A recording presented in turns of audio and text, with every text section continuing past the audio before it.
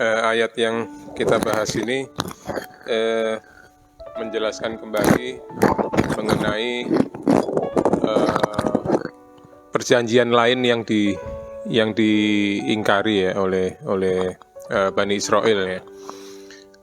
Kalau sebelumnya itu perjanjian tentang tidak mensekutukan Allah, buat baik pada orang tua dan sebagainya. Sekarang perjanjian yang diingkari oleh Bani Israel ini adalah perjanjian untuk tidak membunuh dan tidak mengusir dari kampung halamannya. Padahal yang dibunuh itu, ini kalau kita baca hanya terjemahannya, kita nggak dapat nih. Tapi kalau kita ngelihat ayatnya, maka kita akan dapat bahwa membunuh saudara itu sama dengan membunuh diri sendiri. Mengusir saudara itu sama dengan mengusir diri sendiri. Di sini kan anfusakum, gitu, dirimu. Gitu. Jadi ketika kita misalnya mengejek saudara kita, itu sama dengan mengejek diri sendiri. Gitu. Kita menghina orang itu sama dengan menghina diri sendiri. Itu pelajaran penting yang mungkin dari ayat ini ya. Dan itu nggak dapat kalau kita dapat baca terjemah aja gitu ya. Kemudian yang kedua, bahwa apa yang dilakukan oleh Bani Israel ini mengingkari janji itu juga sangat jelas juga kita lakukan gitu, oleh kaum muslimin gitu. Karena ini kan penggunaan katanya juga menggunakan fi'il mudhari taktulun, membunuh, sedang membunuh dan akan membunuh gitu. Jadi Bani Israel dulu, sekarang pada zaman Nabi Muhammad dan akan seterusnya itu akan melakukan itu gitu. Membunuh, mengusir gitu. Kita lihat di Palestina itu membunuh, mengusir gitu. Sama itu. Kemudian kalau kita lihat dari kisah Bani Israel pada zaman Nabi, itu kan juga tadi sebagian berkelompok ke Aus, sebagian berkomplot ke Khazraj, kemudian diadu gitu kan, terus gitu sampai Nabi datang, kemudian dipersaudarakan gitu kan, Aus dan Khazraj itu, dan mereka rugi besar ini mereka kan suplai senjata dan sebagainya, mereka ini Bani Israel.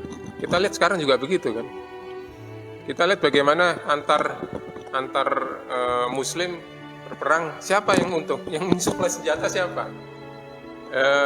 Saudi menyerang Yaman, siapa yang mensuplai? Beli dari mana senjata Saudi itu? Iran, Irak waktu itu, terus Saudi, Kuwait, dan banyak sekali sekarang. Dan dalangnya itu ya itu juga. Rusia, Ukraina, sekarang Cina, Taiwan gitu ya. Itu luar biasa. Itu sampai sekarang mereka ini masih mengambil keuntungan dari adu domba antar satu kaum dengan kaum yang lain, saling membunuh dan mensponsori pembunuhan gitu ya.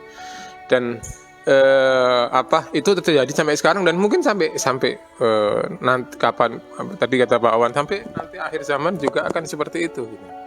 Nah, tapi juga seperti saya sempat sampaikan juga di yang sebelumnya, bahwa ingat bahwa Al-Quran ini pegangan kita, dan ini juga terjadi di kita. Perjanjian tadi yang disampaikan Pak Dahlan tadi itu banyak sekali yang kita sudah berikrar gitu. Nabi ketika haji wada menyampaikan pesan-pesan wasiat ayuhan nas gitu. Bukankah antara kamu dan yang lain itu saudara, terlarang untuk menumpahkan darah gitu ya. Banyak sekali itu kan, berbuat baiklah kepada wanita-wanitamu dan seterusnya.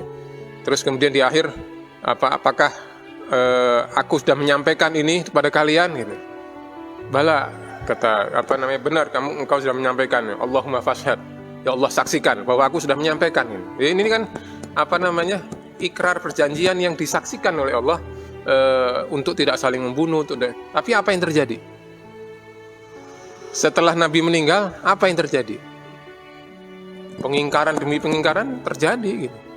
Antar muslim dengan muslim, antar sahabat dengan sahabat, itu terjadi gitu. Bukan hanya Bani Israel gitu. Dan mungkin saja ada provokasinya bisa aja dari Bani Israel atau siapapun. Tapi dan itu sulit sekali buat kita gitu ya. Karena di sini muslim, di sana muslim gitu. Dan itu terjadi gitu dari zaman kita melihat misalnya perang Jamal misalnya antara kelompok Sayyidina Ali satu sisi, sini Sayyidah Aisyah. Berat sekali buat ini mau kemana ini? Ini muslim sini muslim. Ada perang Siffin yang Khawarij atau yang terjadi di bulan ini peristiwa pembantaian Sayyidina Husain, cucu Nabi, oleh muslim juga ini saya. Sholat bareng ini. Yang imami Sayyidina Husain. Ketika sholat mengatakan Allahumma sholli ala Sayyidina Muhammad wa ali Muhammad. Yang diperangi ahli Muhammad, keluarga Muhammad. Jadi ini bagaimana nih antara apa yang diucapkan, dijanjikan dengan yang dilakukan gitu. Jadi ini juga sangat banyak terjadi di sekarang juga seperti itu. Mengusir orang itu sesama saudara. Kita lihat di Indonesia aja banyak kejadian gitu kan. Mengusir orang dari ini gara-gara apa? Gara-gara beda pendapat misalnya. Beda aliran diusir. Ini terjadi di kita juga. Jadi ini peringatan keras juga buat kita bahwa apa yang dilakukan seperti itu dan di sini kan sebabnya apa? Disebutkan di sini sebabnya adalah mereka menjual akhiratnya dengan dunianya. Karena ada pengen kekuasaan, pengen dunia, pengen harta, dia menjual akhiratnya, dia menjual janjinya dengan Allah dan Rasulnya. Karena pengen kekuasaan, pengen harta, pengen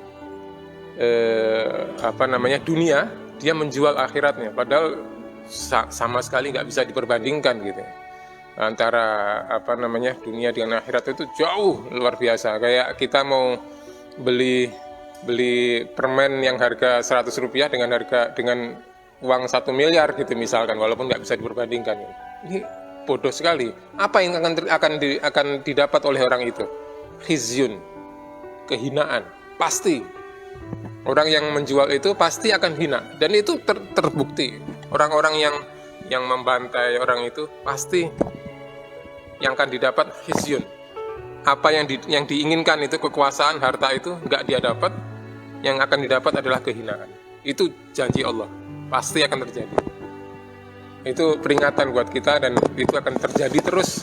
Sekarang, nanti, dulu dan akan datang itu akan terjadi terus. Itu peringatan keras buat kita semua.